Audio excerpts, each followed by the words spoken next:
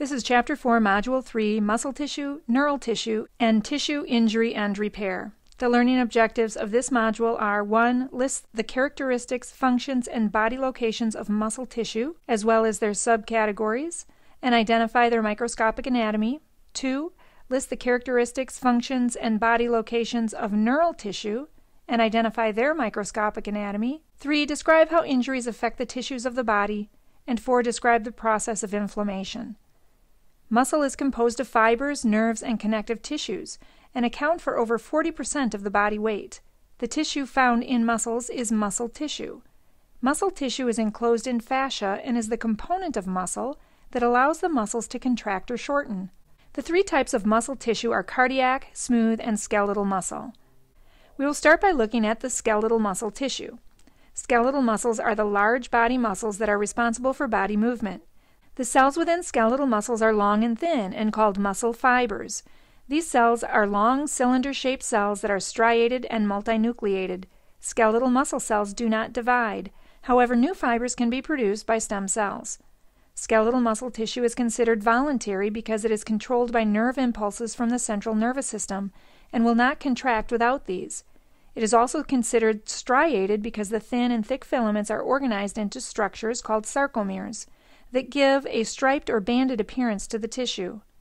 Skeletal muscle is attached to the skeleton. It can move the skeleton to stabilize its position.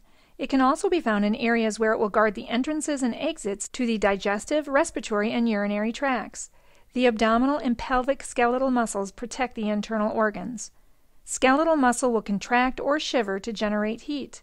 Ultimately, skeletal muscle is striated, multinucleated, and voluntary. Cardiac muscle tissue is only found in the heart. The cardiac muscle cells are also called cardiocytes, and they are connected at areas called intercalated discs to form branching networks.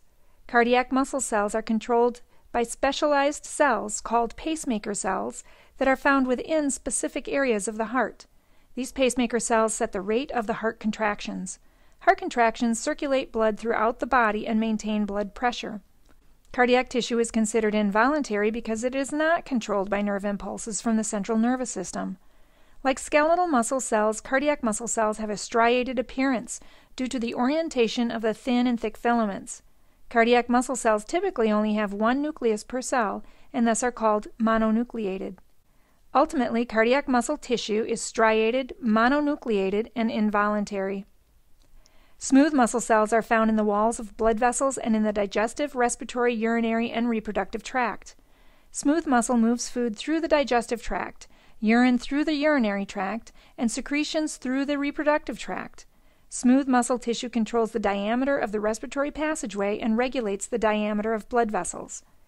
The cells of smooth muscle are short and spindle-shaped.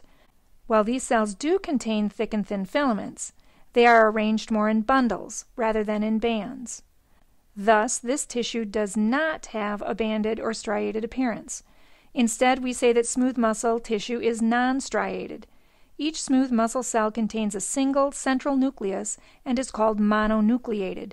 Smooth muscle tissue is not controlled by the central nervous system.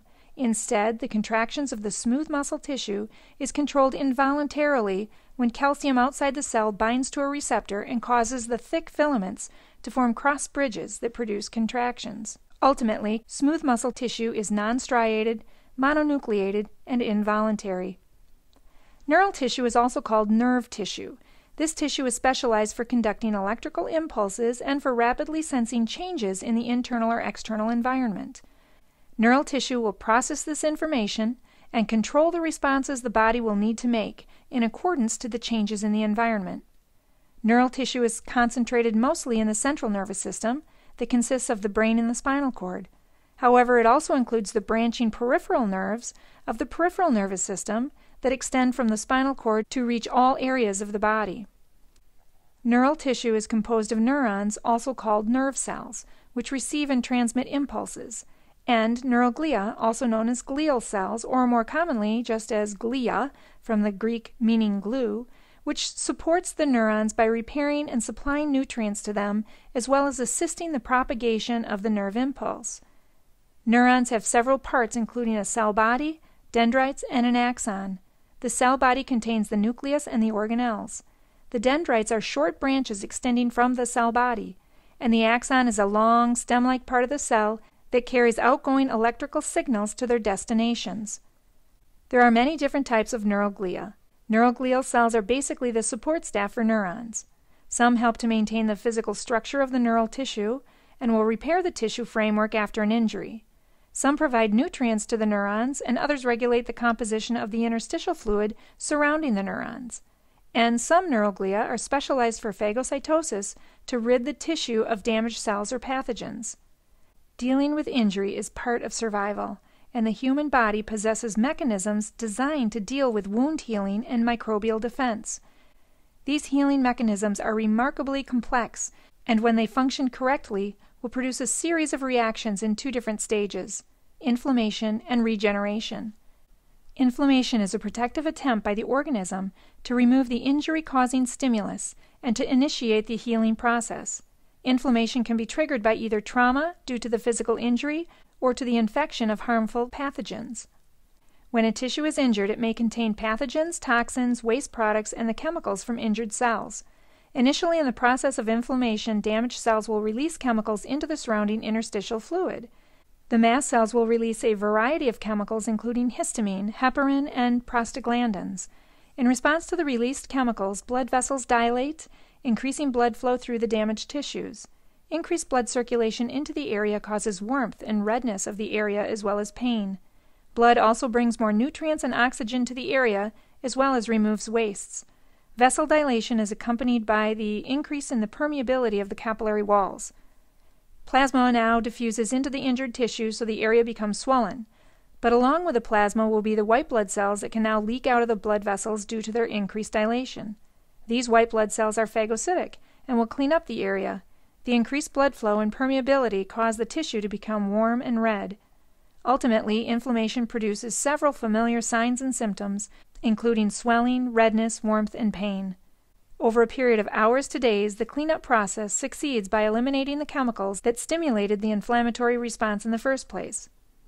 When the injured or infected tissue is cleaned up, healing or regeneration will begin. Regeneration is the repair that occurs after the damaged tissue has been stabilized and the inflammation has subsided. The process of regeneration begins with fibrocytes moving into the necrotic area, laying down collagen fibers that bind with the area together and form a scar tissue. Over time, scar tissue is usually remodeled and gradually assumes a more normal appearance. At the end of regeneration, normal tissue conditions are restored. Some tissues are not able to regenerate. Epithelia and connective tissues regenerate very well, but cardiac cells and neurons do not.